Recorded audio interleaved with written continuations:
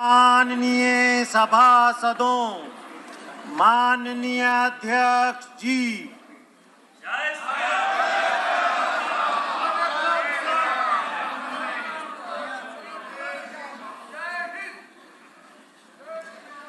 Item number 1, माननीय वित्त मंत्री Shrimati Nirmala Sitharaman ji.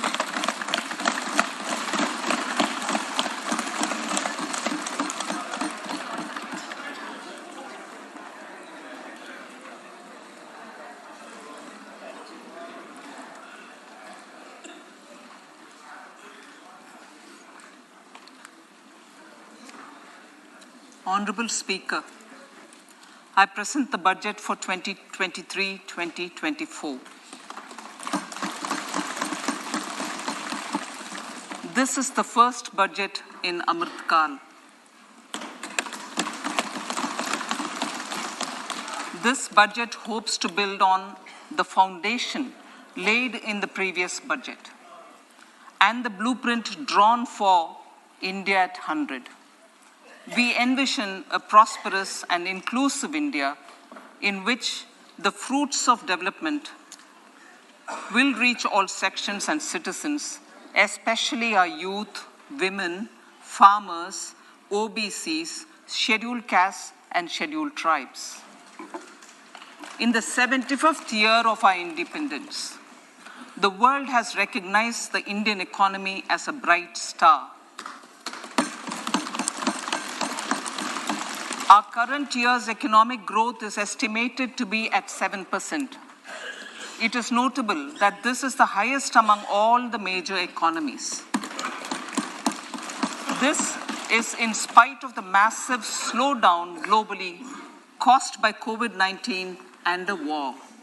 The Indian economy is therefore on the right track and despite a time of challenges, heading towards a bright future.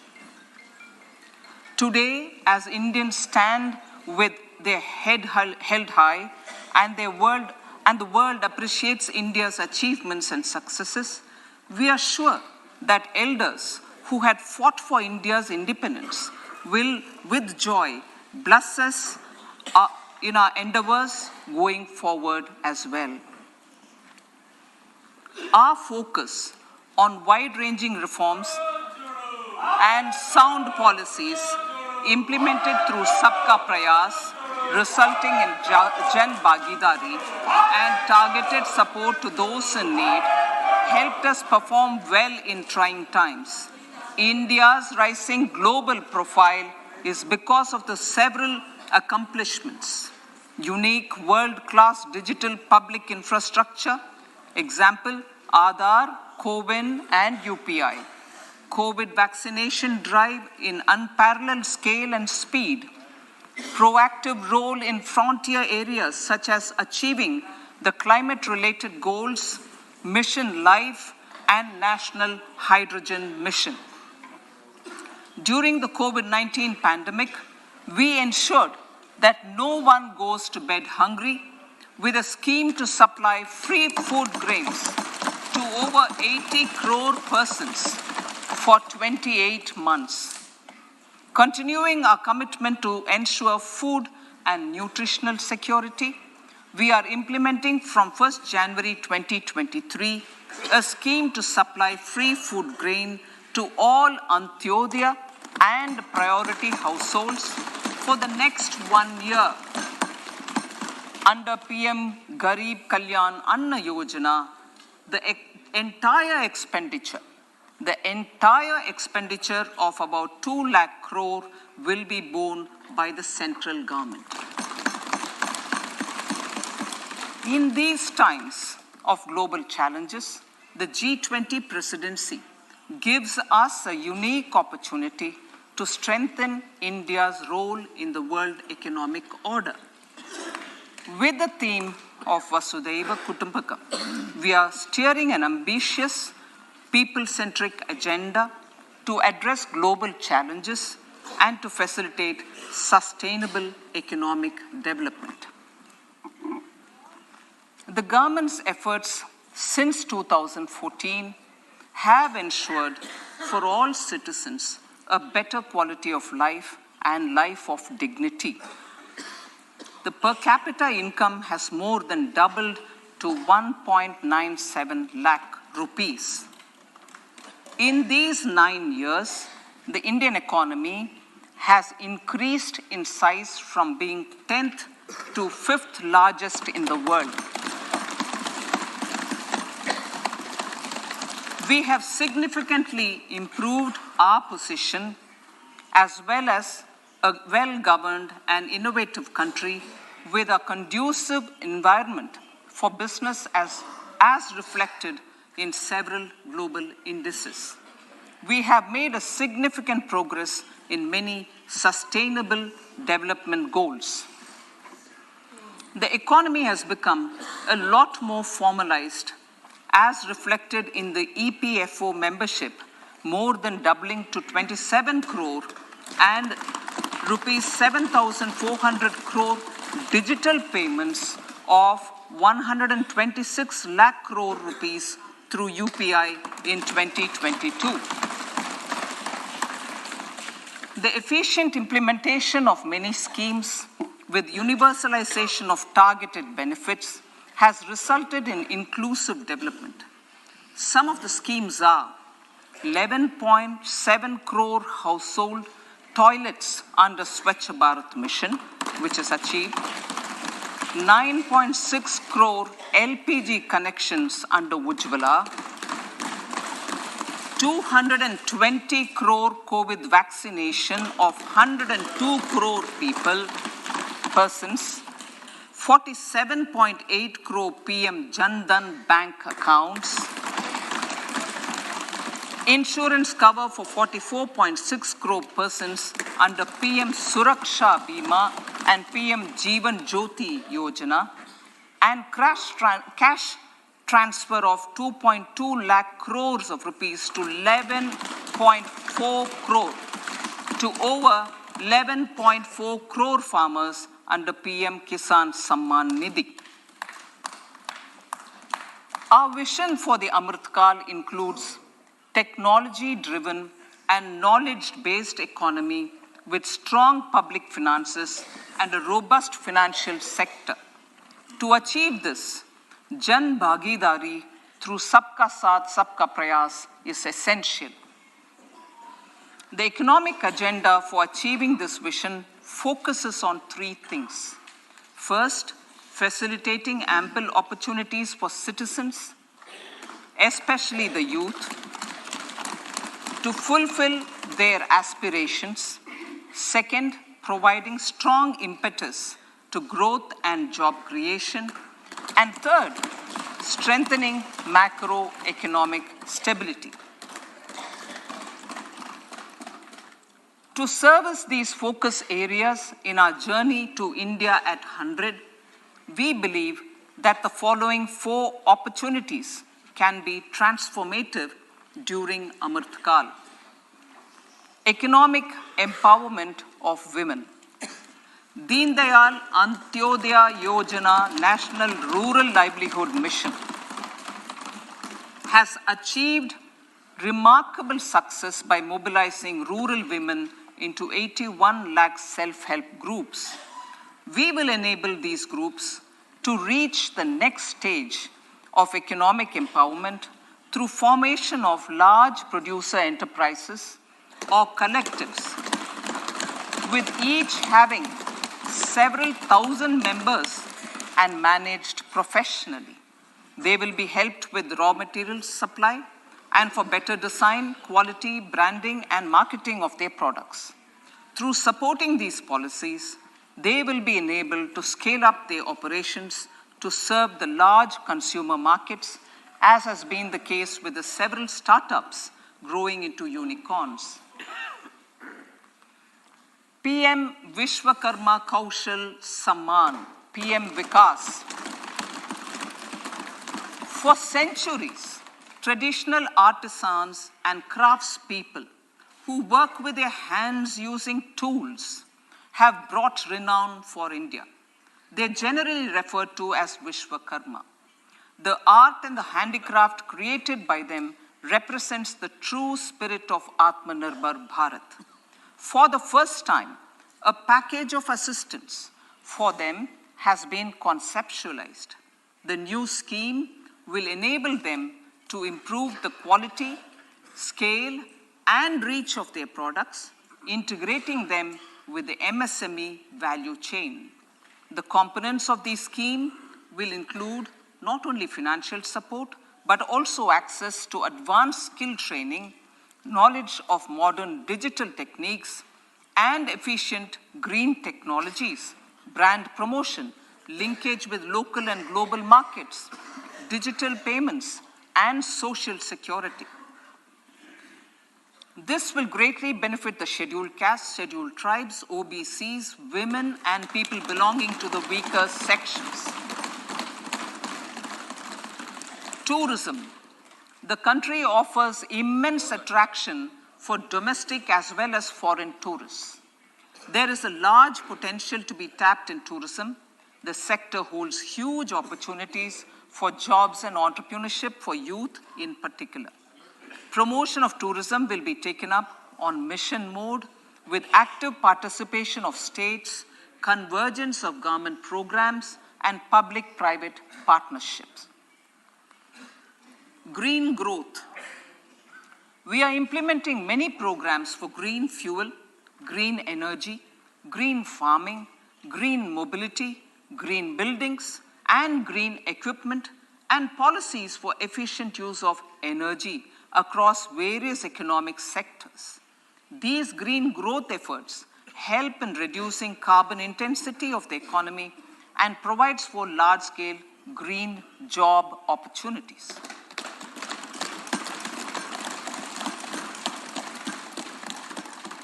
Priorities of this budget. The budget adopts the following 7 priorities. They complement each other and act as the Saptarishi guiding us through the Amritkal. Inclusive development, reaching the last mile, infrastructure and investment, unleashing the potential, green growth, youth power, and financial sector. I now speak on the priority number 1, inclusive development. The government's philosophy of Sabka Saath, Sabka Vikas has facilitated inclusive development covering in specific farmers, women, youth, OBCs, scheduled castes, scheduled tribes, Divyangjan, and economically weaker sections, and overall priority for the underprivileged, Vanchiton ko Variyata. There has also been a sustained focus on Jammu Kashmir, Ladakh, and the Northeast. This budget builds on those efforts. Digital public infrastructure for agriculture. Digital public infrastructure for agriculture will be built as an open source, open standard, and interoperable public good. This will enable inclusive farmer-centric solutions through relevant information services for crop planning and health, improved access to farm inputs, credit and insurance, help for crop estimation, market intelligence, and support for growth of agri-tech industry and startups.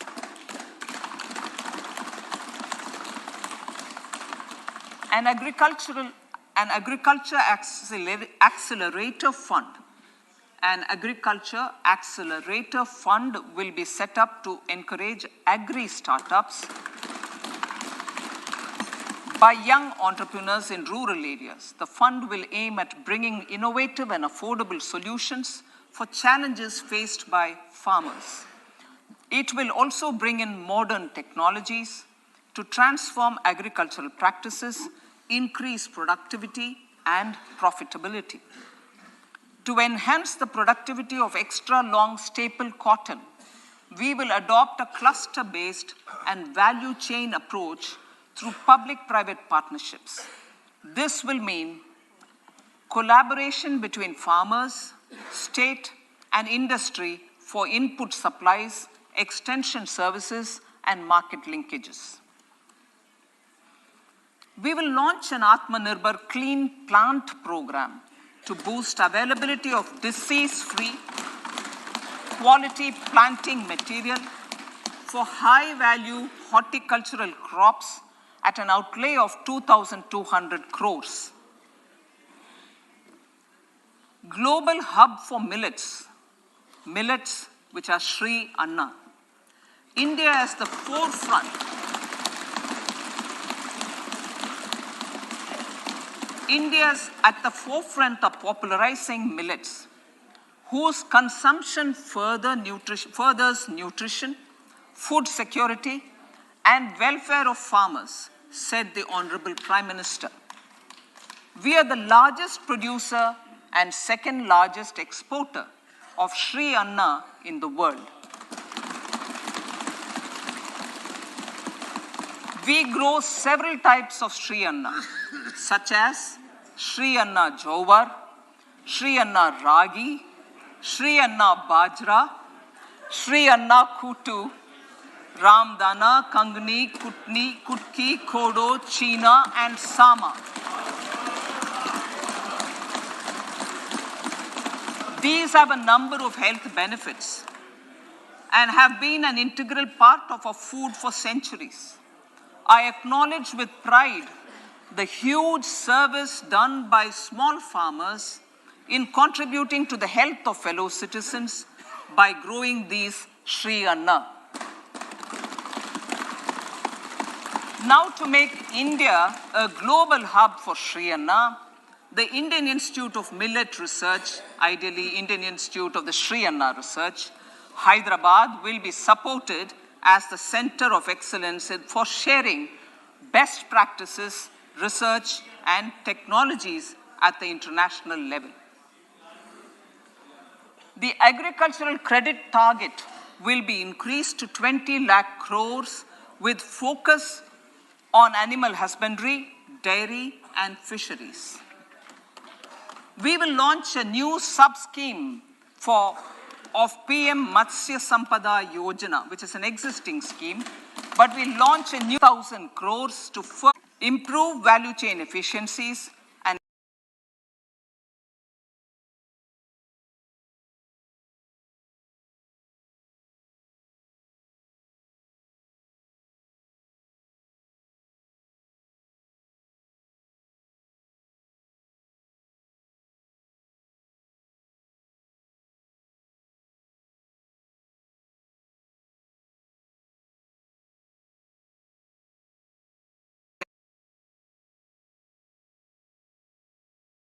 Samriddhi.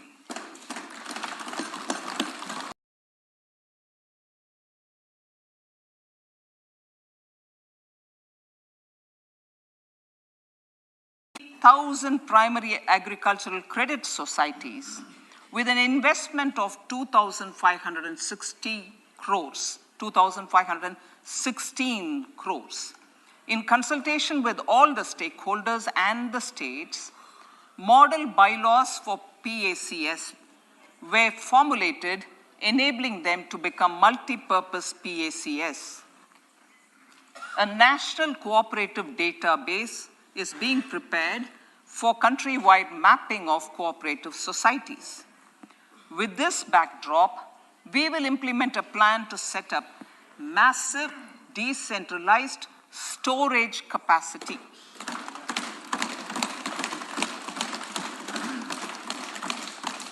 This will help farmers store their produce and realize remunerative prices through sale at appropriate times.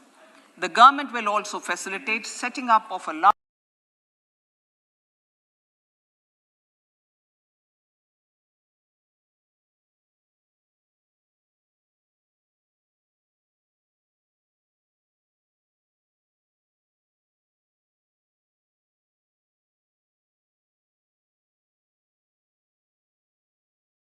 cooperative societies in uncovered health, education, and skilling.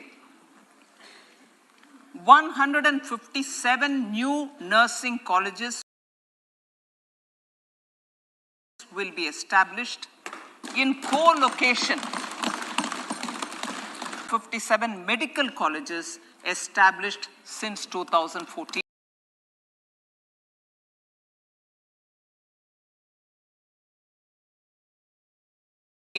Awareness creation, universal screening of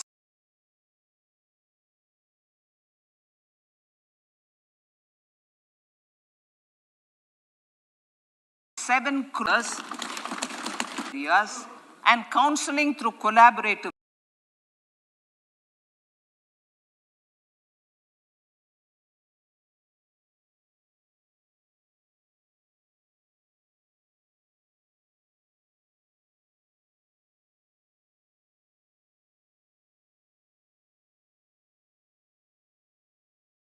private medical college funds for encouraging collaborative research and innovation. A new program to promote research and innovation in pharmaceuticals will be taken up through centers of excellence. We shall also encourage industry to invest in research and development in specific priority areas. Dedicated multidisciplinary courses for medical devices will be supported in existing institutions to ensure availability of skilled manpower for futuristic medical technologies, high-end manufacturing, and research. Teachers' training. Teachers' training will be re-envisioned through innovative pedagogy, curriculum transaction, continuous professional development, dipstick surveys, and ICT implementation. The District Institute of Education and Training will be developed as vibrant institutes of excellence for this purpose.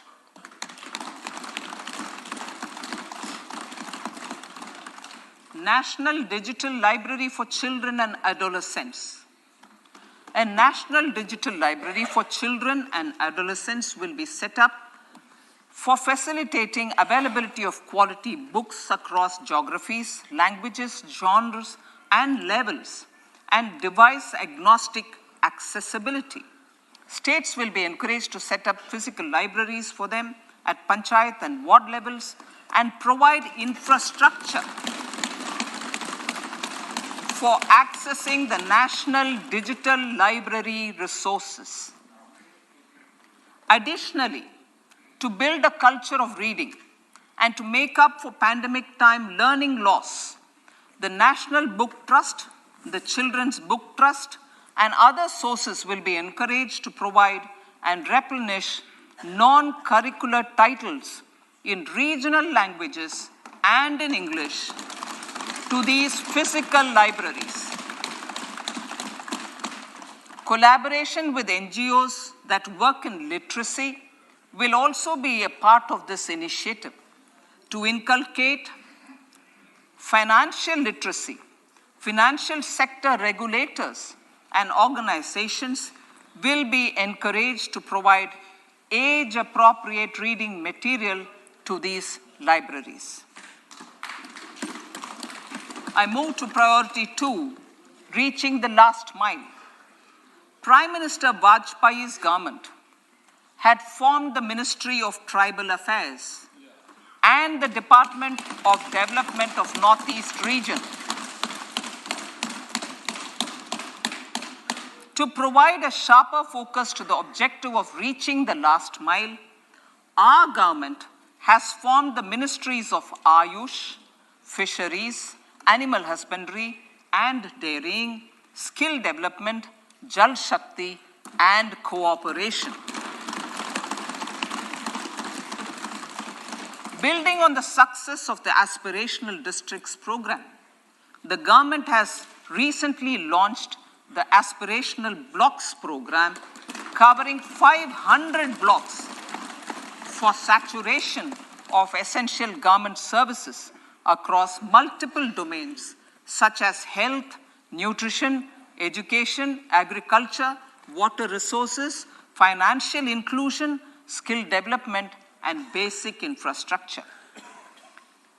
Manya Speaker, sir, Pradhan Mantri PBTG, which is Primitive Vulnerable Tribal Groups Development Mission, is being launched. To improve socio-economic conditions of the particularly vulnerable tribal groups, the PVTGs as we refer them to, Pradhan Mantri PVTG Development Mission will be launched. This will saturate PVTG families and habitations with basic facilities such as safe housing, clean drinking water and sanitation, improved access to education, health, nutrition, road and telecom connectivity, and sustainable livelihood opportunities.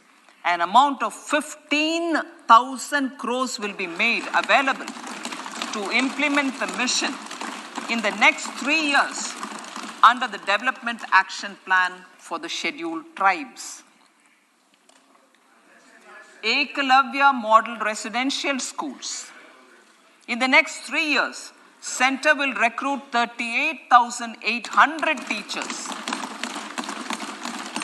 and support staff for the 740 Ekalavya Model Residential Schools, which is serving 3.5 lakh tribal students.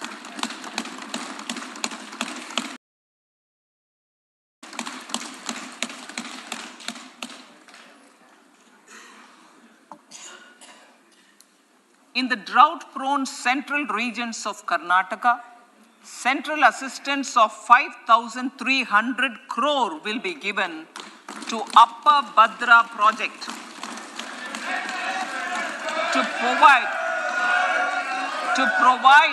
sustainable micro-irrigation and filling up of surface tanks for drinking water. PM Awas Yojana. The outlay for PM Awas Yojana is being enhanced by 66% to over 79,000 crores. Bharat Shared Repository of Inscriptions will be set up in a digital epigraphy museum with digitization of 1 lakh ancient inscriptions in the first stage. Support for poor prisoners. For poor persons who are in prisons and unable to afford the penalty or the bail amount, required financial support will be provided.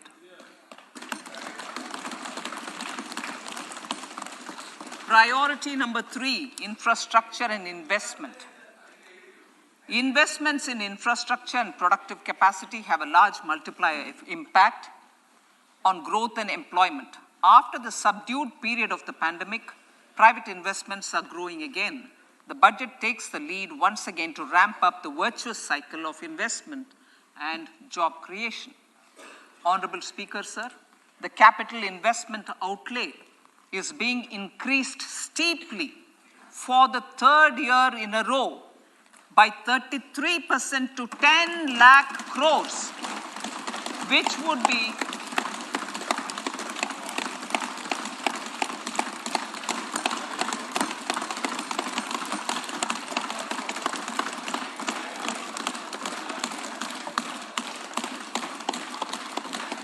which would be 3.3% of GDP. This will almost be 3 times the outlay made in 2019-20.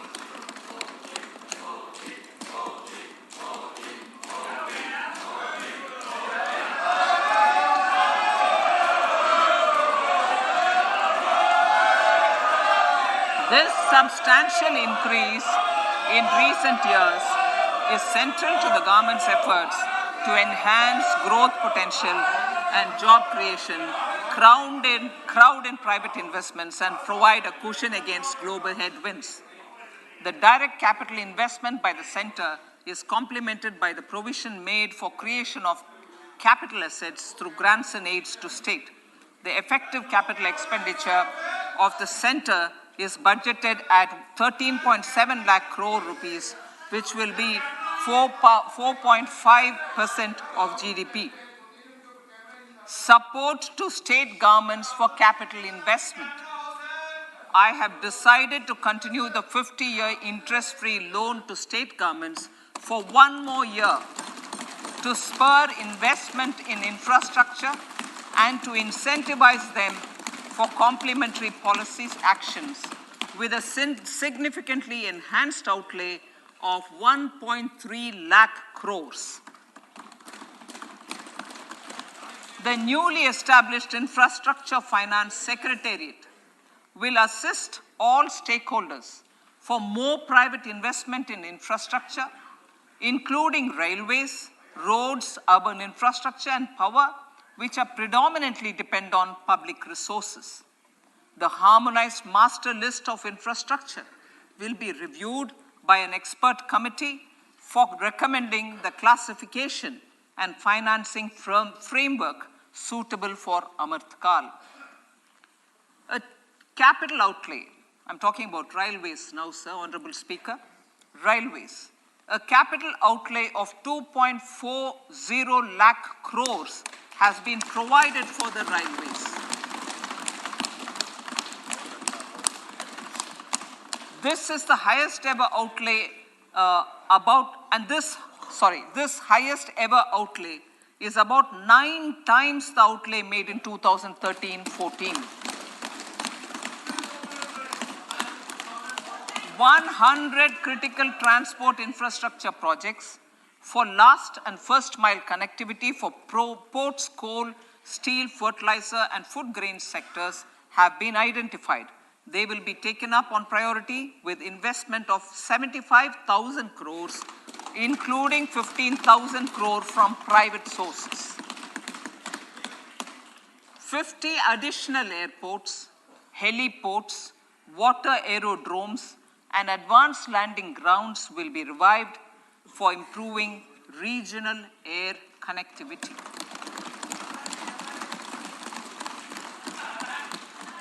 Sustainable cities for tomorrow.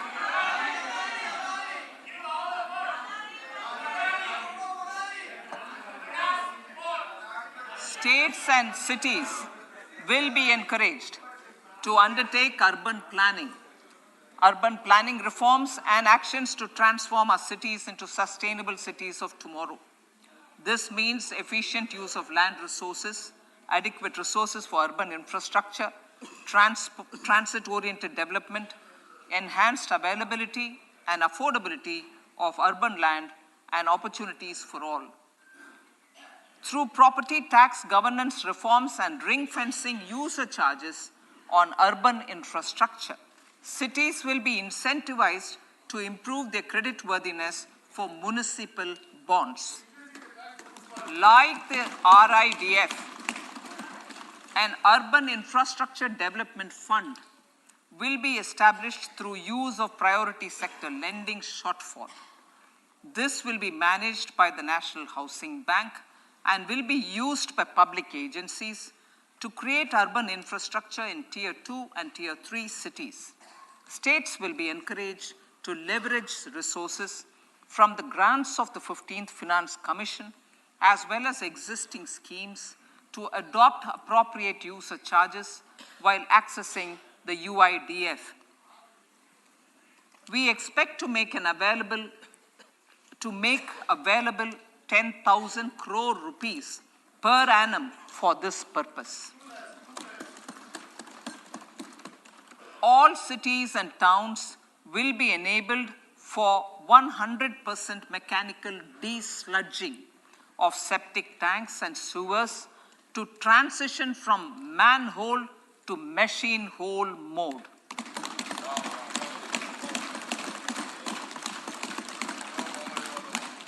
Enhanced focus will be provided for scientific management of dry and wet waste. Honorable Speaker, sir, our Prime Minister had said, good governance is the key to a nation's progress. Our government is committed to providing a transparent and accountable administration which works for the betterment and welfare of common citizens. Mission Karma Yogi.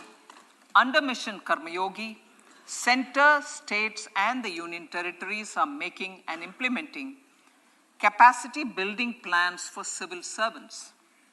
The government has also launched an integrated online training platform, I Got Karma Yogi, to provide continuous learning opportunities for lakhs of government employees to upgrade their skills and facilitate people-centric approach.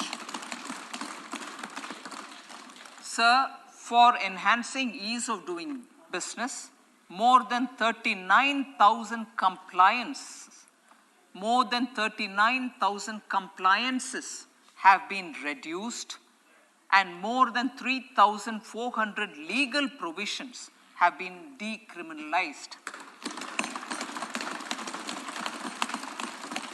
For furthering the trust-based governance, we have introduced the Jan Vishwas Bill to amend 42 central acts.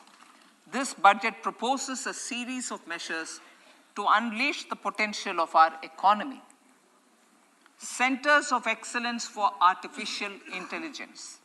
For realizing the vision of Make AI in India and Make AI Work for India, 3 centers of excellence for artificial intelligence will be set up in top educational institutions.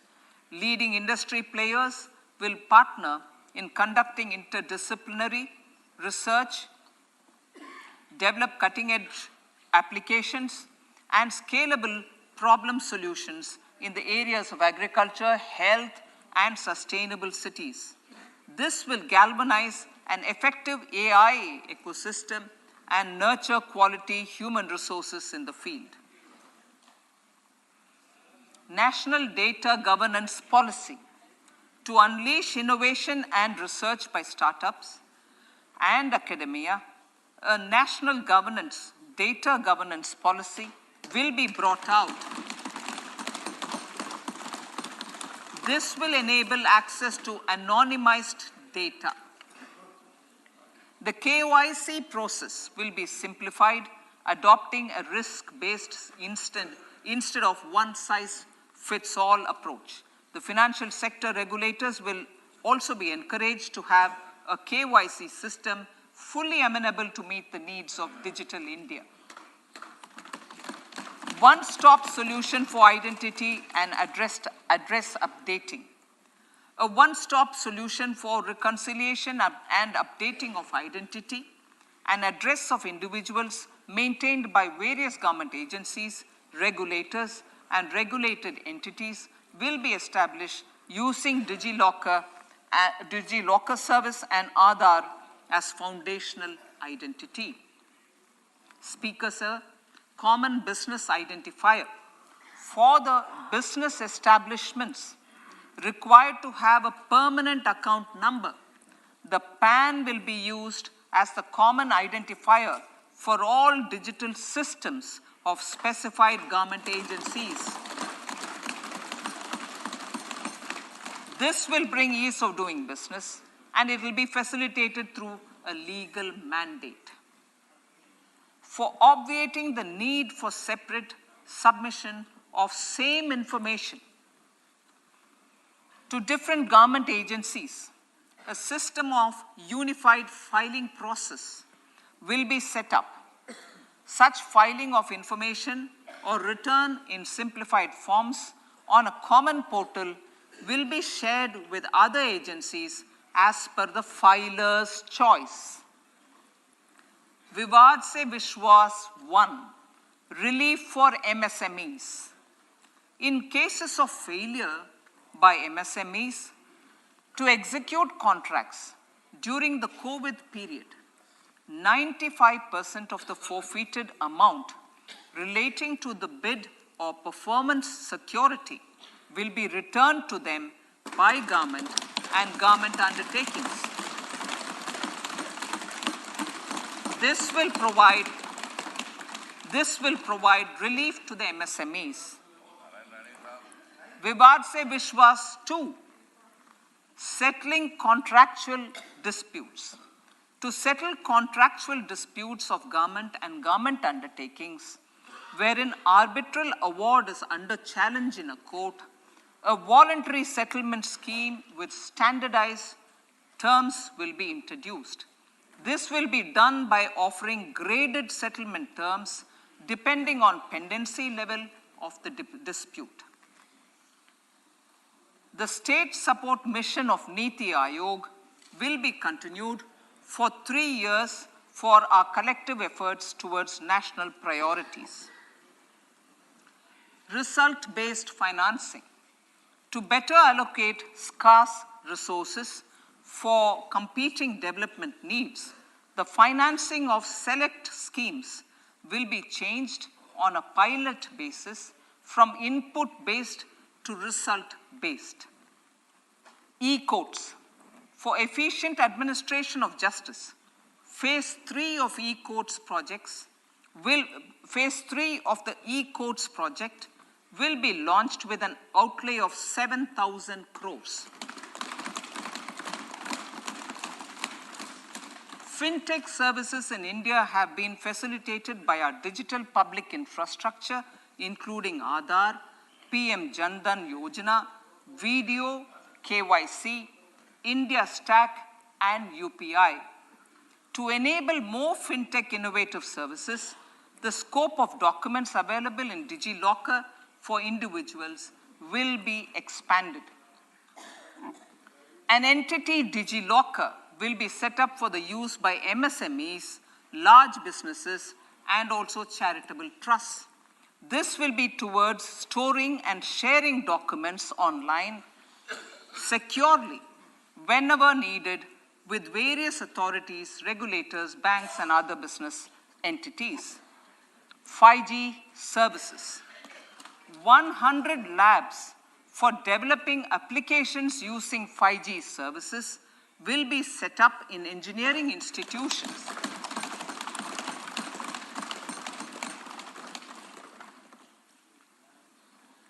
To realize a new range of opportunities, business models, and employment potential, the labs will cover, among others, applications such as smart classrooms, precision farming, intelligent transport systems, and healthcare applications. Lab-grown diamonds.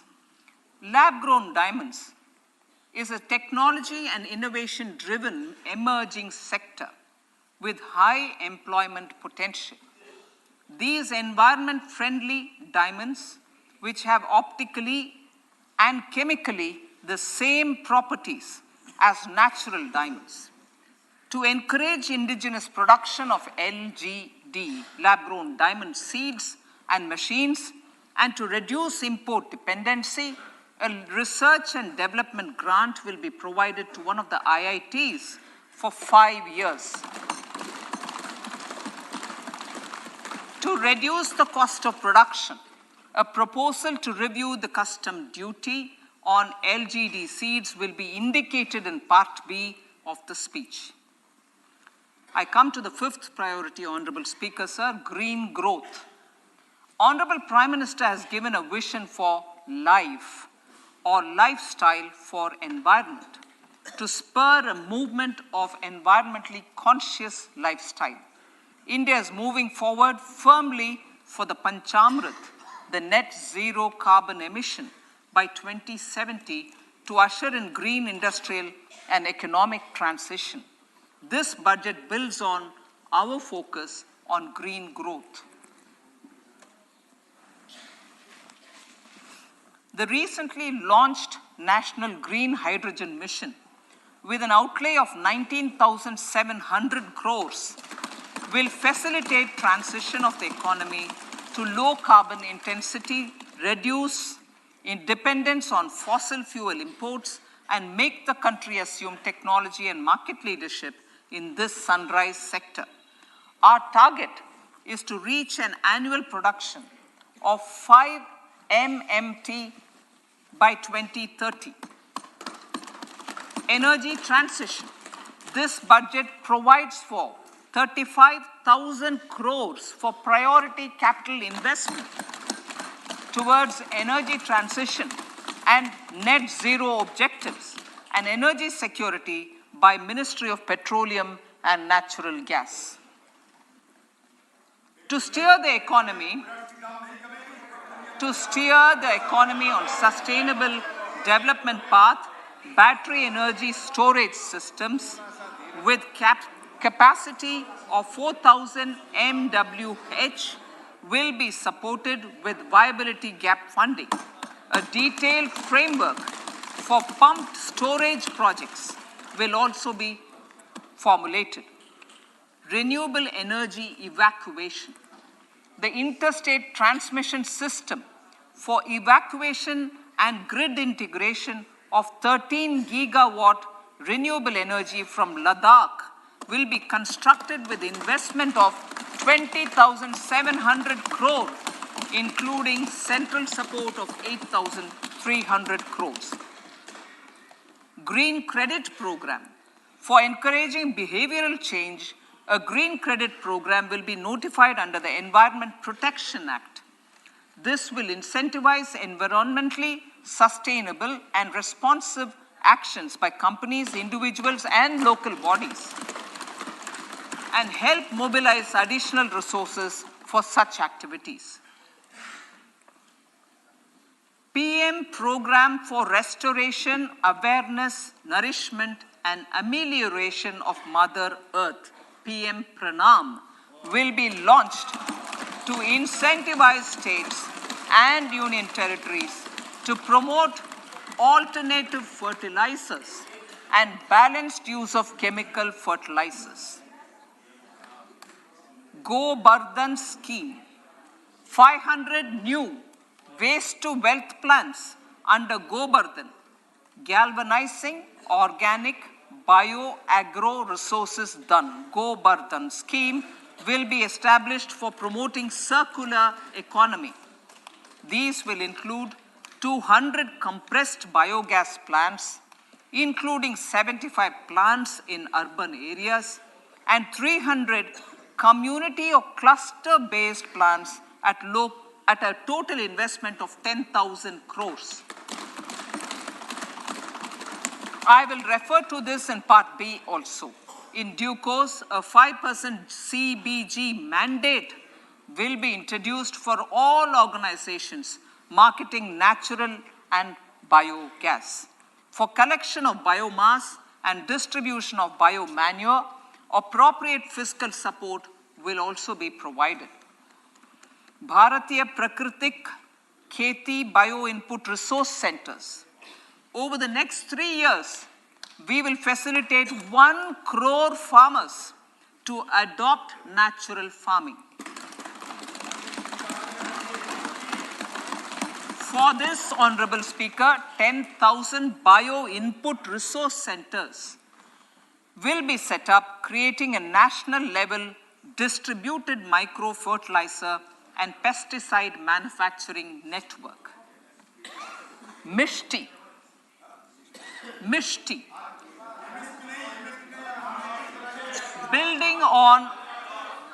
Building on India's success in afforestation, mangrove initiative for shoreline habitats and tangible incomes, Mishti, will be taken up for mangrove plantation along the coastline and on salt pan lands wherever feasible through convergence between Manrega, Campa, Fund and other sources. Amrit Dharohar. Wetlands are vital ecosystems which sustain biological diversity. In his latest Mann Ki Baat, the Prime Minister said, now, I quote, now the total number of Ramsar sites in our country has increased to 75, whereas before 2014, there were only 26, unquote. Local communities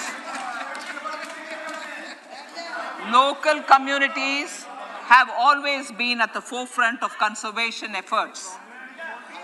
The government will promote their unique conservation values through Amrit Dharohar, a scheme that will be implemented over the next 3 years to encourage optimal use of wetlands and enhance biodiversity, carbon stock, ecotourism opportunities, and income generation for local communities.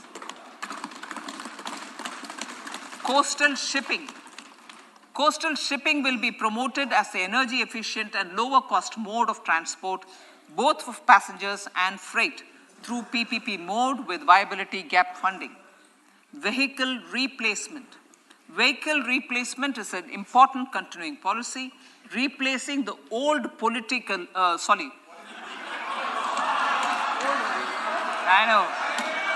replacing, absolutely, thank you. Replacing old polluting vehicles. May be applicable, right? Replacing old polluting vehicles is an important part of greening our economy.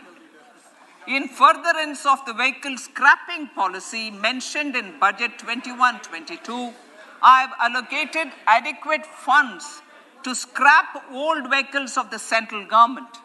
States will also be supported in replacing old vehicles and old state ambulances. Honorable Speaker, sir, I move to priority 6, youth power. To empower our youth and help the Amrit PD realize their dreams, we have formulated the National Education Policy, which is very wide in its scope, but one of the things is also to focus on skilling, adopted economic policies that facilitate job creation at scale and have supported business opportunities. Pradhan Mantri Kaushal Vikas Yojana. Pradhan Mantri Kaushal Vikas Yojana 4.0 will be launched to skill lakhs of youth within the next 3 years. On-job training, industry partnership, and alignment of courses with needs of industry will be emphasized. The scheme will also cover new age courses for Industry 4.0 like coding, AI, robotics, mechatronics, IoT, 3D printing, drones, and other soft skills. To skill youth for international opportunities, 30 Skill India International Centers will be set up across different states. The digital ecosystem for skilling will be further expanded with the launch of a unified Skill India digital platform for enabling demand-based formal skilling, linking with employers including MSMEs, and facilitating access to entrepreneurship schemes. To provide stipend support to 47 lakh youths in 3 years, direct benefit transfer under a pan-India national apprenticeship promotion scheme will be rolled out. Tourism. Honorable Speaker, sir, with an integrated and innovative approach, at least 50 destinations will be selected through challenge mode. In addition,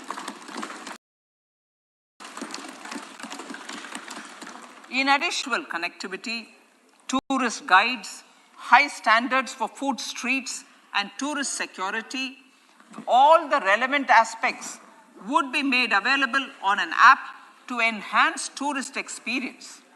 Every destination would be developed as a complete package. The focus of development of tourism would be on domestic as well as foreign tourists.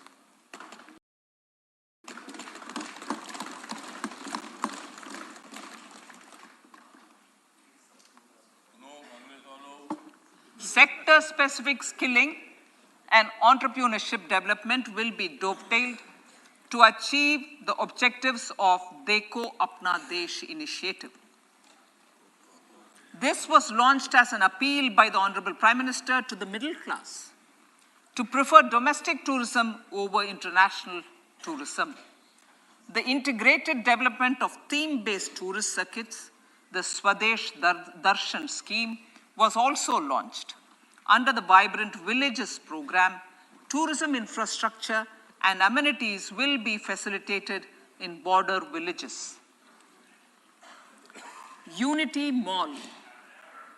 States will be encouraged to set up a Unity Mall in their state capital or most prominent tourism center or the financial capital for promotion and sale of their one district, one product and GI products and other handicraft products, and for providing space for such products of all other states as well. Sir, priority number 7, financial sector. Our reforms in the financial sector and innovative use of technology have led to financial inclusion at scale, better and faster service delivery, ease of access to credit, and participation in financial markets. This budget proposes to further these measures. Credit guarantee for MSMEs. Last year, I proposed revamping of the credit guarantee scheme for the MSMEs. I am happy to announce that the revamped scheme will take effect from 1st April 2023 through infusion of 9,000 crores in the corpus. This will enable additional collateral-free guaranteed credit of 2 lakh crores of rupees. Further, the cost of credit will be reduced by about 1%. A National Financial Information Registry will be set up to serve as the central repository of financial and ancillary information. This will facilitate efficient flow of credit, promote financial inclusion, and foster financial stability. A new legislative framework will govern this credit public infrastructure and will be designed in consultation with the RBI. To meet the needs of Amrit Kal and to facilitate optimum regulation in the financial sector, public consultation, as necessary and feasible, will be brought to the process of regulation making and issuing subsidiary directions. To simplify, to ease, and to reduce cost of compliance, financial sector regulators will be requested to carry out a comprehensive review of existing regulations. For this, they will consider suggestions from public and regulated entities. Time limits to decide the application under various regulations will also be laid down. Honorable Speaker, sir, to enhance business activities in GIFT IFSC, the following measures will be taken. Delegating powers under the SEZ Act to the IFSCA to avoid dual regulation. Setting up a single window IT system for registration and approval of IFSCA, SEZ authorities, GSTN, RBI, SEBI, and IRDAI. Permitting acquisition financing by IFSC banking units of foreign banks. Establishing a subsidiary of Exim Bank for trade refinancing. Amending IFSCA Act for statutory provisions for arbitration, ancillary services, and avoiding dual regulation under the SEZ Act, and recognizing offshore derivative instruments as valid contracts. Honorable Speaker, sir, data embassy. For countries looking for digital continuity solutions, we will facilitate setting up of their data embassies in GIFT IFSC.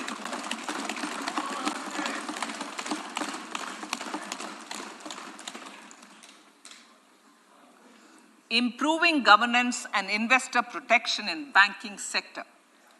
To improve bank governance and enhance investors' protection, certain amendments to the Banking Regulation Act, the Banking Companies Act, and the Reserve Bank of India Act are being proposed.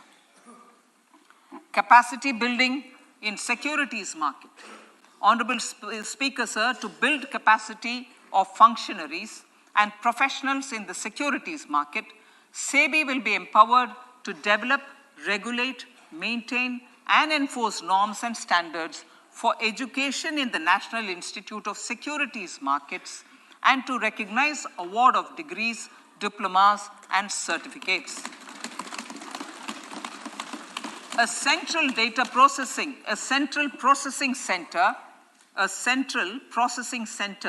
will be set up for faster response to companies through centralized handling of various forms filed with field officers under the Companies Act.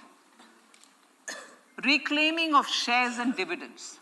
For investors to reclaim unclaimed shares and unpaid dividends from the Investor Education and Protection Fund Authority with ease, from the Investor Education and Protection Fund Authority with ease, an integrated IT portal will be established. Digital payments continue to find wide acceptance. In 2022, they show an increase of 76% in transaction and 91% in value. Fiscal support for this digital public infrastructure will continue in 2023-2024. Azadi Ka Amrit Mahotsav, Mahila Samman Bachat Patra. For commemorating Azadi Ka Amrit Mahotsav, a one-time new small savings scheme, Mahila Samman Savings Patra or Savings Certificate, Mahila Samman Savings Certificate will be made available for a 2-year period up to March 2025.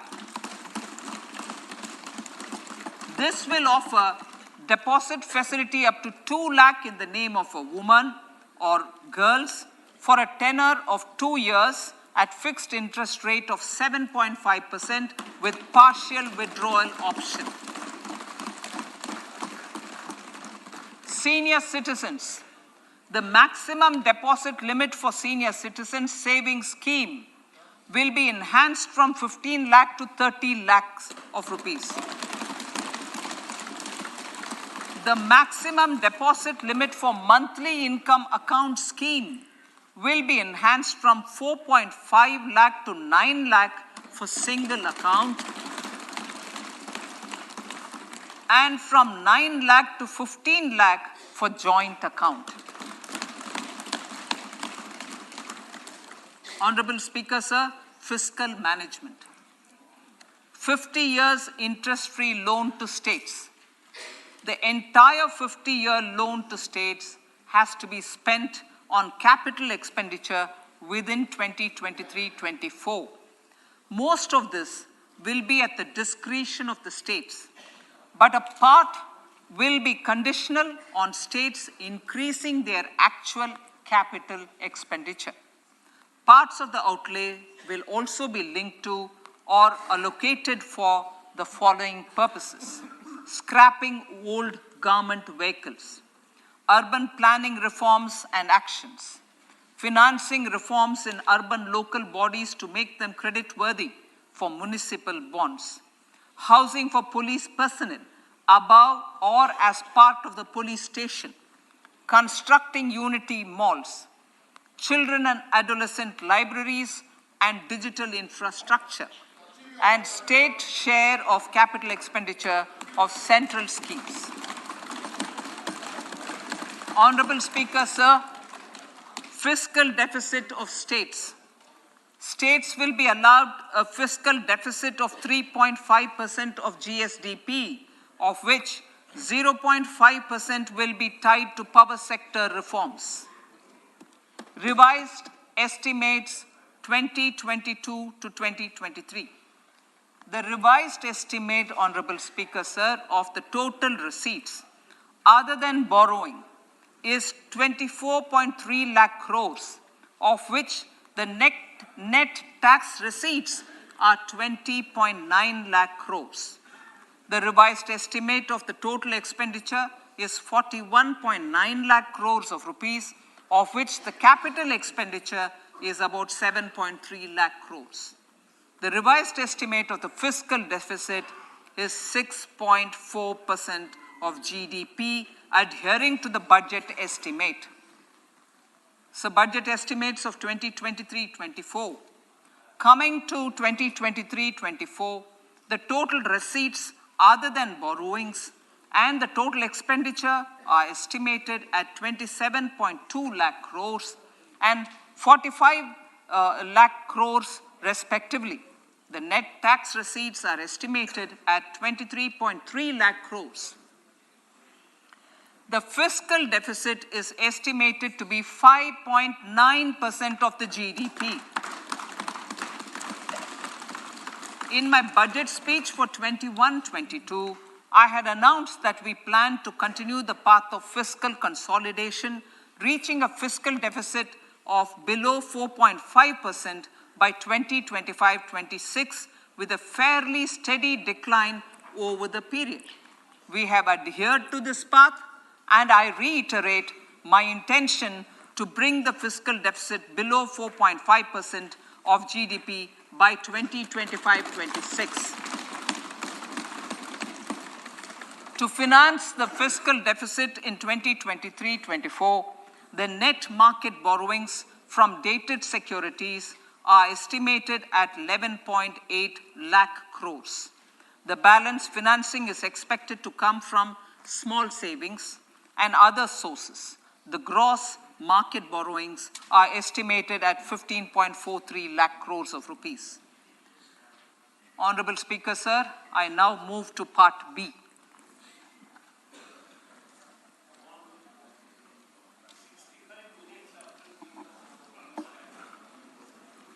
Indirect taxes. My indirect tax proposals will aim to promote exports, boost domestic manufacturing, enhance domestic value addition, encourage green energy and mobility. A simplified tax structure with fewer tax rates helps in reducing compliance burden and improving tax administration. I propose to reduce the number of basic customs duty rates on goods other than textiles and agriculture from 21 to 13. As a result, there are minor changes in the basic custom duties, cesses and surcharges on some items including toys, bicycle, automobiles and naphtha. Green mobility. To avoid cascading of taxes on blended compressed natural gas, I propose to exempt excise duty on GST paid compressed biogas contained in it. To further provide impetus to green mobility, customs duty exemptions is being extended to import of capital goods and machinery required for manufacture of lithium-ion cells for batteries used in electrical vehicles as well. Electronics. As a result of various initiatives of the government, including phased manufacturing program, mobile phone production in India has increased from 5.8 crore units valued at about 18,900 crore in 2014-15 to 31 crore units valued at 2,75,000 crore in the last financial year. To further deepen domestic value addition in manufacturing of mobile phones, I propose to provide relief to customs duty.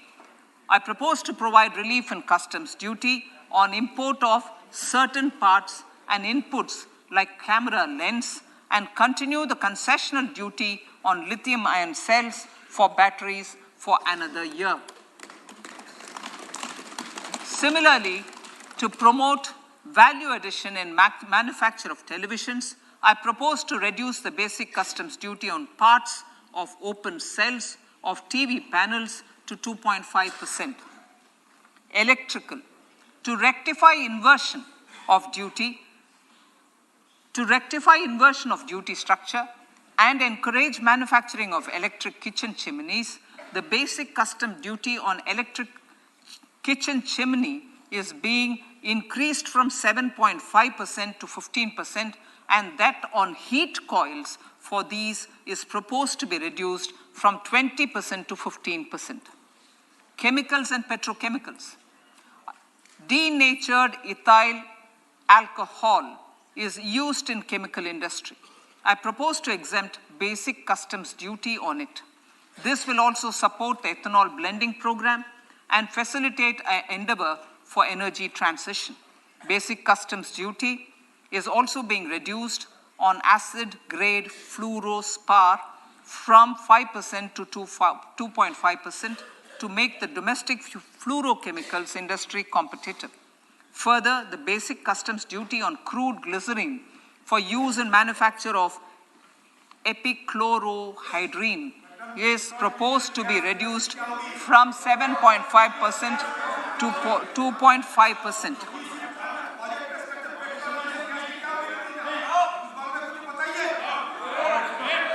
Marine products. In the last financial year, marine products recorded the highest export growth, benefiting farmers in the coastal states of the country. To further enhance the export competitiveness of marine products, particularly shrimps, duty is being reduced on key inputs for domestic manufacture of shrimp feed. India is a global leader, as I said in Part A, in cutting and polishing of natural diamonds, contributing about 3/4 of the global turnover by value. With the depletion of deposits of natural diamonds, the industry is moving towards lab-grown diamonds, and it holds huge promise. To seize this opportunity, I propose to reduce the basic customs duty on seeds used in their manufacture. Customs duties on dore or doré and bars of gold and platinum were increased earlier this fiscal. I propose to increase the duties on articles made therefrom to enhance the duty differential. I also propose to increase the import duty on silver doors, bars, and articles to align them with that on gold and platinum. To facilitate availability of raw materials for the steel sector, exemptions from basic custom duty on raw materials for manufacture of CRGO steel, ferrous scrap, and nickel cathode is being continued. Similarly, the concessional BCD of 2.5% on copper scrap is also being continued to ensure the availability of raw materials for secondary copper producers who are mainly in the MSME sector. The basic custom duty rate on compounded rubber is being increased from 10% to 25% or 30 kg, whichever is lower, at par with that of natural rubber other than latex, to curb circumvention of duty. Cigarettes. National calamity contingent duty on specified cigarettes was last revised 3 years ago. This is proposed to be revised upwards by about 16%. Direct taxes.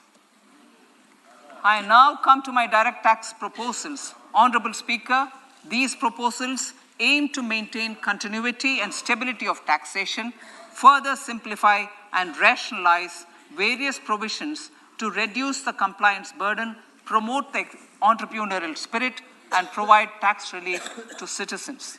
It has been constant endeavor of the Income Tax Department to improve taxpayers' services by making compliance easy and smooth. Our taxpayers portal received a maximum of 72 lakh returns in a day, processed more than 6.5 crore returns this year. Average processing period reduced from 93 days in financial year 13-14 to 16 days only now. And 45% of the returns were processed within 24 hours. We intend to further improve this, roll out the next generation common IT return form for taxpayer convenience, and also plan to strengthen the grievance redressal mechanism. MSMEs and professionals. MSMEs are growth engines of our economy. Micro enterprises with turnover up to 2 crore of rupees and certain professionals with turnover of up to 50 lakh rupees can avail the benefit of presumptive taxation. I propose to provide enhanced limits of 3 crore and 75 lakh respectively to the taxpayers whose cash receipts are no more than 5%. Whose cash receipts are no more than 5%. Moreover, to support MSMEs in timely receipt of payments, I propose to allow deduction for expenditure incurred on payments made to them only when payment is actually made. Cooperation. Cooperation is a value to be cherished. In realizing our Prime Minister's goal for Sehkar Se Samriddhi and his resolve to connect the spirit of cooperation with the spirit of Amrit Kal, in addition to the measures proposed in Part A, I have a slew of proposals for the cooperation sector.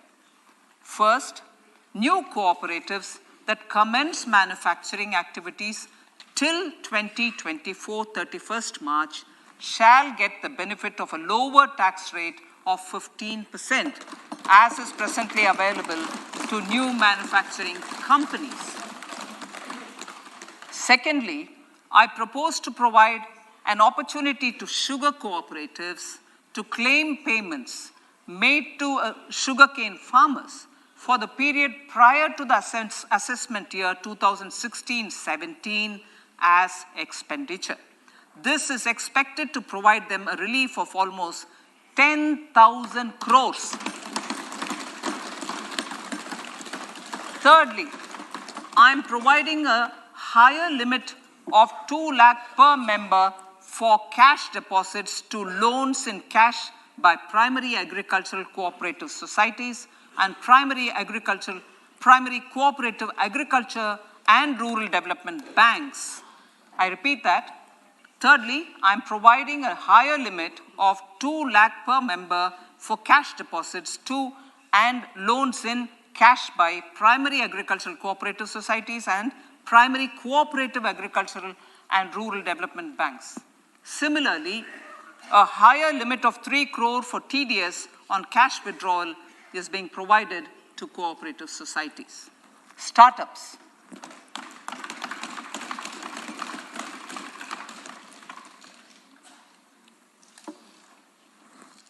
Entrepreneurship is vital for a country's economic development. We have taken a number of measures for startups and they have borne results. India is now the third largest ecosystem for startups globally and ranks second in innovation quality among middle-income countries. I propose to extend the date of incorporation for income tax benefits to startups from 31/3/2023 to 31/3/2024. I further propose to provide the benefit of carry forward of losses on change of shareholding of startups from 7 years of incorporation to 10 years.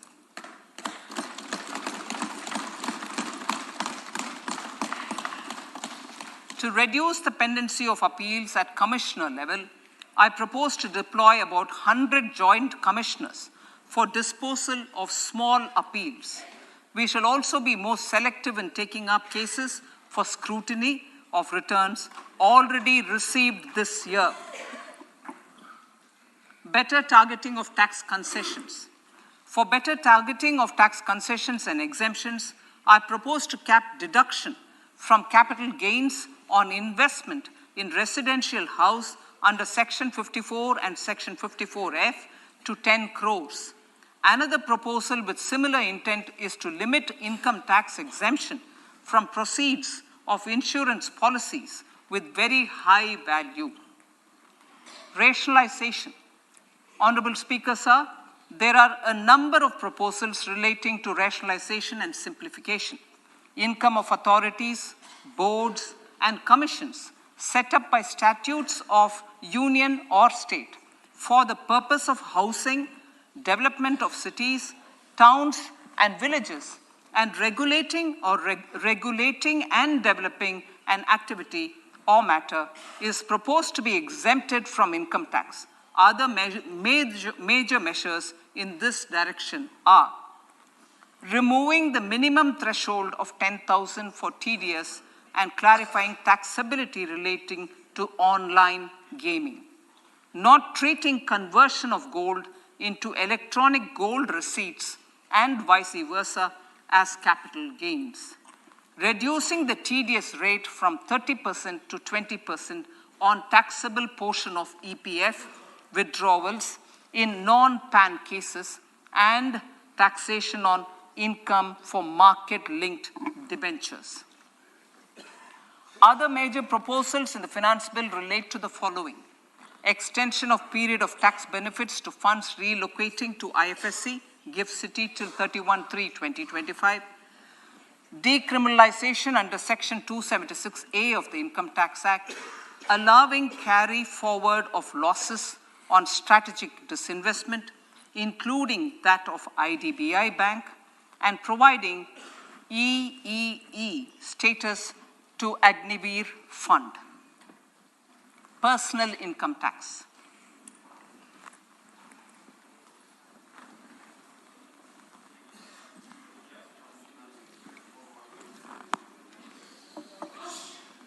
Now I come to what everyone is waiting for. Personal income tax. I have 5 major announcements to make in this regard. These primarily benefit our hard-working middle class. The first one concerns rebate. Currently, those with income up to 5 lakh do not pay any income tax in both old and new regimes. I propose to increase the rebate limit to 7 lakhs in the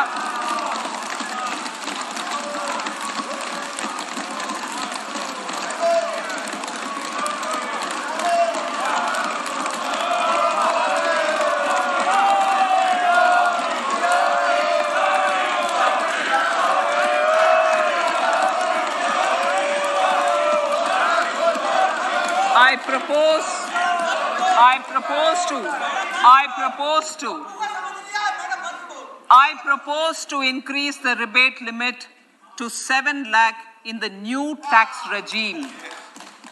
Thus, persons in the new tax regime with income up to 7 lakhs will not have to pay any tax at all. The second proposal relates to middle-class individuals. I had introduced in the year 2020 the new personal income tax regime with 6 income slabs starting from 2.5 lakh. I propose to change the tax structure in this regime by reducing the number of slabs to 5 and increasing the tax exemption limit to 3 lakhs.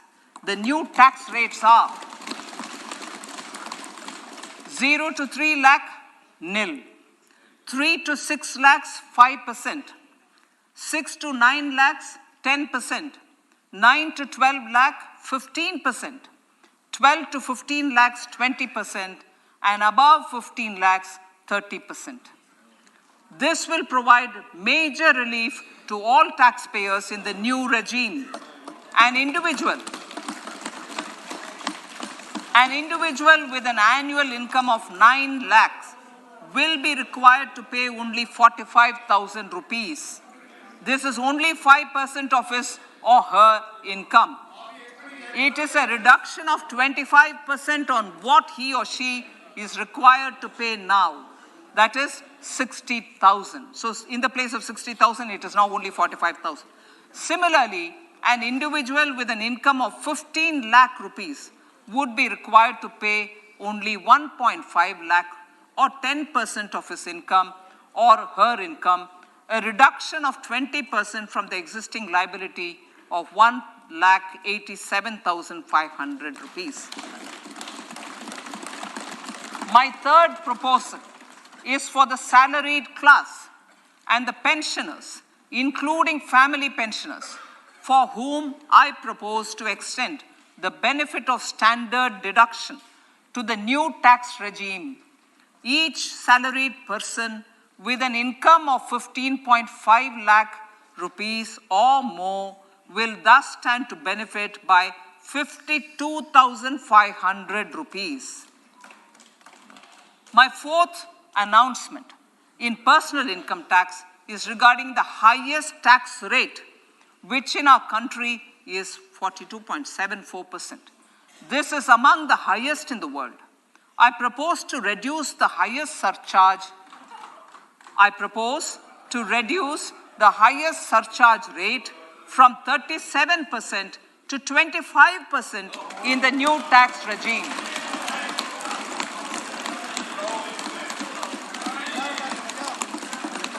This would result in reduction of the maximum rate. This would result in the reduction of the maximum tax rate to 39%. Lastly, the limit of 3 lakh rupees for tax exemption on leave encashment on retirement of non-government salaried employees was last fixed in the year 2002, when the highest basic pay in the government was only 30,000 rupees per month. In line with the increase in the government salaries, I am proposing to increase this limit to 25 lakh rupees.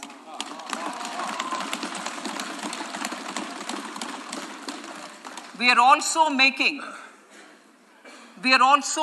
the new income tax regime as the default tax regime. However, citizens will continue to have the option to avail the benefit of the old tax regime. Apart from these, I am also making some other changes as given in the annexure. As a result of these proposals, revenue of about 38,000 crore to 37,000 crore in direct taxes and rupees 1,000 crore in indirect taxes will be foregone, while revenue of about 3,000 crore will be additionally mobilized. Thus, the total revenue foregone is about 35,000 crores annually. Honorable Speaker, sir, with these words, I commend the budget to this August House.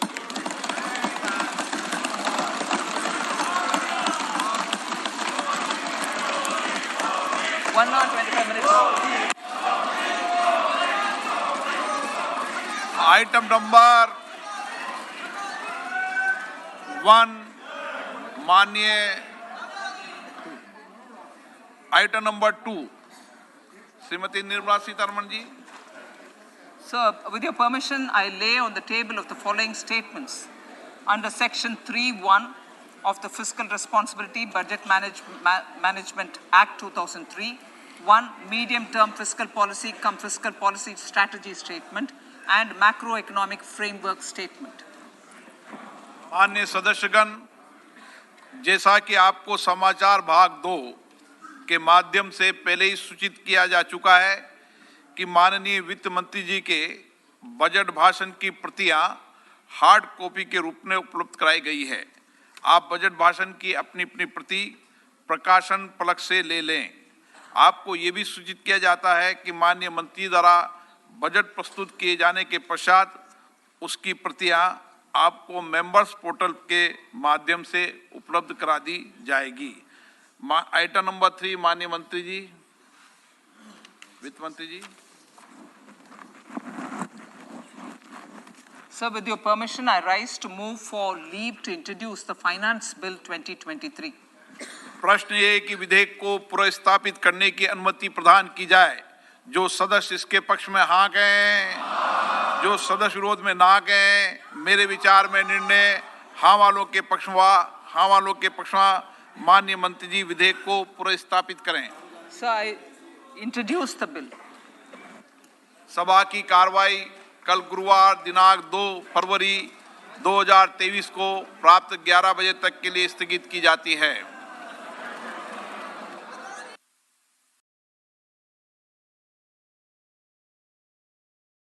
The president of the ruling party could not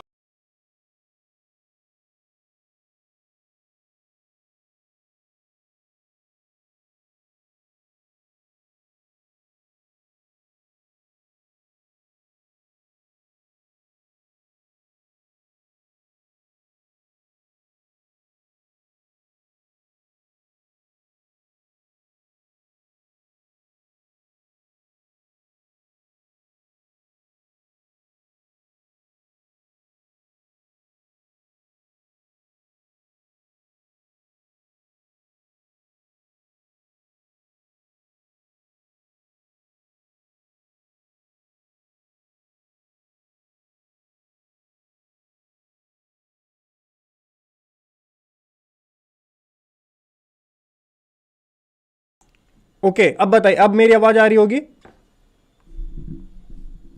मैं check कर लेता हूं एक बार। अब शायद मेरी आवाज, okay, अब बताइए, अब मेरी आवाज आ रही होगी? यस, अब मेरी आवाज आ रही होगी। गाइस कैसे आप सभी लोग? मैं हूं विवेक फ्रॉम फिनटेक स्पोर्ट, जहां पर हम बात करते हैं फाइनेंस एंड टैक्सेशन की। मैं भी आपके साथ बजट देख रहा था, क्विकली डिस्कस कर लेता हूं 4-5 अपडेट्स जो बहुत इंपॉर्टेंट लास्ट में डिस्कस की हैं न्यू टैक्स रिजीम से रिलेटेड। तो गवर्नमेंट का क्लियर फोकस आपको पता चल गया होगा क्या था इस बजट के अंदर। स्पेशली अगर मैं इनकम टैक्स की बात करूं, न्यू टैक्स रिजीम के ऊपर पूरा फोकस था। गवर्नमेंट क्या चाहती है अब आप समझ लीजिए। देखिए, हमारी 3-4 साल ऑलरेडी हो चुके हैं और ये न्यू रिज्यूम को आए हुए, बट आज की डेट में भी अगर मेरे से भी टू बी वेरी फ्रैंक कोई भी पर्सन पूछता है कि क्या जाना चाहिए, मेरा क्लियरली आंसर रहता है नहीं जाना चाहिए, क्योंकि इतनी अट्रैक्टिव थी ही नहीं वो आज तक कि हम किसी को, मतलब फिर 1-2 लोग आते थे कि हमने न्यू रिजीम ऑप्ट किया, वरना कोई भी इंटरेस्टेड नहीं था और ना ही हम किसी को बोलते थे कि भाई आप न्यू रिजीम में जाइए और उसको ऑप्ट कीजिए। 5 बड़ी अपडेट न्यू रिजीम से रिलेटेड आई हैं, बस जल्दी से आपको बता देता हूं, फिर आज के सेशन को रैप अप करते हैं। डिटेल वीडियो आपको हमारे चैनल पर मिल जाएगी। पहली है कि रिबेट लिमिट जो होती है 87A की, रिबेट लिमिट 87A की न्यू टैक्स रिजीम के अंदर अब वो 7 लाख की हो गई है। 5 लाख तक नहीं लगता है, ओल्ड में भी न्यू में भी। अब न्यू टैक्स रिजीम के लिए वो 7 लाख हो गया, लेकिन ओल्ड के लिए वो 5 लाख ही रहेगा। तो ये बहुत बड़ा बेनिफिट है, आप समझ रहे हो। न्यू टैक्स रिजीम में अगर आप जाते हो 7 लाख की इनकम है, कोई टैक्स नहीं लगेगा आपको। पहला आपको ये बेनिफिट हो गया। दूसरा, जो न्यू टैक्स रिजीम के स्लैब रेट्स होते हैं, मैं जल्दी से एक बार रिपीट करता हूं, बाकी टेलीग्राम चैनल पे भी आपको इसकी इंफॉर्मेशन मिल जाएगी। 0 से 3 लाख तक निल है, 3 से 6 लाख तक 5% है, 6 से 9 तक 10% है, 9 से 12 15%, 12 से 15 20% और अबव 15 30%। तो जो टैक्स रेट थे न्यू टैक्स रिजीम के अंदर वो भी रिड्यूस किए गए हैं। दूसरी अपडेट ये थी, पहली टैक्स रिजीम की थी, आपका रिबेट लिमिट कम हुई है, रिबेट लिमिट बढ़ी है, और दूसरा आपका टैक्स रेट जो न्यू टैक्स रिजीम में है वो कम हुए हैं। तीसरी अपडेट जो है सैलरी क्लास एंड पेंशनर के लिए है, स्टैंडर्ड डिडक्शन 52,500 बोला। अभी एक बार आने देते हैं बजट को, यहां पे मुझे थोड़ी सी क्लैरिटी की जरूरत है, क्योंकि 50,000 की ऑलरेडी मिलती है, तो 2,500 के लिए इतना ड्रामा क्यों किया वो देखने वाली बात होगी। I am not sure about that, एक बार आएगा जब वो उसका बजट की मेरे पास बिल की कॉपी, तब मैं आपको वो क्लियर करूंगा। एक है सरचार्ज का जो हाईएस्ट रेट होता है, दैट इज 37%। सो जो हाईएस्ट स्लैब होता है सरचार्ज का, उसको रिड्यूस करके 37% से 25% कर दिया सरचार्ज, जिससे आपका मैक्सिमम टैक्स रेट जो होता है वो 42.7% से 39% बनेगा। ये एक अपडेट है। और लीव एनकैशमेंट की जो लिमिट होती है नॉन गवर्नमेंट इंप्लॉइज के लिए, आपको पता होगा 3 लाख तक की लीव एनकैशमेंट आपको जो रिटायरमेंट में मिलती है वो एग्जम्प्ट होती है, उसको इंक्रीज करके 25 लाख जो कि उन्होंने बोला, बट एक बार कॉपी आएगी उसमें चेक करके मैं आपको दोबारा बताऊंगा। 25 लाख जो मैंने नोट डाउन किया हुआ है। एंड लास्टली जो सबसे इंपॉर्टेंट चीज मुझको लगी, ये न्यू टैक्स रिजीम को डिफॉल्ट कर दिया है और ओल्ड टैक्स रिजीम को ऑप्शनल कर दिया है। और अभी तक ऐसा होता था कि न्यू टैक्स रिजीम आपकी ऑप्शनल होती थी, अब ओल्ड टैक्स रिजीम आपके लिए ऑप्शनल है। पहले तो 50 साल से तुम डिडक्शन वो करवा लो कि भाई LIC कर लो, इस फंड में इन्वेस्ट कर लो, उस फंड में इन्वेस्ट कर लो, सुकन्या योजना, ये योजना, वो योजना। जब बंदा इन्वेस्ट कर देता है उसके अंदर, अब भाई नई टैक्स रिजीम में आ जाओ, अपनी डिडक्शन सारी खत्म कर दो। नेवरदलेस गवर्नमेंट का ऑब्जेक्टिव क्लियर था कि न्यू टैक्स रिजीम जो है वो मोर अट्रैक्टिव बनाना, एंड उससे रिलेटेड जो है ये अपडेट थी कि न्यू टैक्स रिजीम आपकी जो है वो अब डिफॉल्ट रहेगी, और अगर आप पुराने में जाना चाहते हो तो उसके लिए आपको ऑप्ट इन करना पड़ेगा। क्या इसका मैकेनिज्म रहेगा डिस्कस करेंगे, उसके लिए मैं डिटेल वीडियो बना दूंगा। हाँ, एक पॉइंट और था, लास्ट ईयर कॉमन ITR से रिलेटेड वीडियो आई थी, जो जिससे रिलेटेड वीडियो भी मैंने डाल दी थी। CBDT ने इशू की थी कॉमन ITR, तो वो कॉमन ITR जो है वो रिलीज करने का प्रपोजल जो है वो भी फाइनेंस मिनिस्टर ने रखा है। सो मोस्ट प्रोबेबली आपको कॉमन ITR भी अब देखने के लिए मिल जाएगी। तो उस पर जो भी वर्किंग होती है, जो भी चीजें होती हैं, वो हम अपने चैनल पर डिस्कस करेंगे। इसके अलावा छोटी छोटी अपडेट्स और डायरेक्ट टैक्सेशन की, जो भी टैक्सेशन से रिलेटेड अपडेट है, आपको डिटेल वीडियो हमारे चैनल फिनटेक्स प्रो में मिलेंगी। थैंक यू सो मच जुड़ने के लिए आज के सेशन में। बजट में देखिए, मैं टू बी वेरी फ्रैंक बोलूं, इतने कोई बड़े बड़े चेंजेस नहीं थे। हाँ, एक सबसे बड़ा चेंज है न्यू टैक्स रिजीम वालों के लिए, बहुत अट्रैक्टिव अभी तक तो लग रही है। एक बार मुझको डिटेल में एनालिसिस करने दीजिए, थोड़ा और डीप ड्राइव जाके समझेंगे, चीज़ों को एनालाइज करेंगे। आपको आज इवनिंग में या कल मॉर्निंग में एक डिटेल वीडियो मिल जाएगी बजट 2023 के ऊपर। चलिए guys, thank you so much for joining today's budget session, और आज के लिए इतना ही। मिलते हैं अपने डिटेल सेशन में, जहां पे मैं आपको एक एक चीज बहुत ही डिटेल में और नोट्स के साथ में सारी की हाइलाइट्स बजट की देने वाला हूं। टेलीग्राम ग्रुप का लिंक मैं नीचे दे दूंगा, कमेंट सेक्शन में पिन कर दूंगा, ज्वाइन कर लीजिएगा, आपको वहां पे सारी अपडेट्स मिल जाएंगी। Thank you so much guys, have a great time, हंसते रहिए, मुस्कुराते रहिए।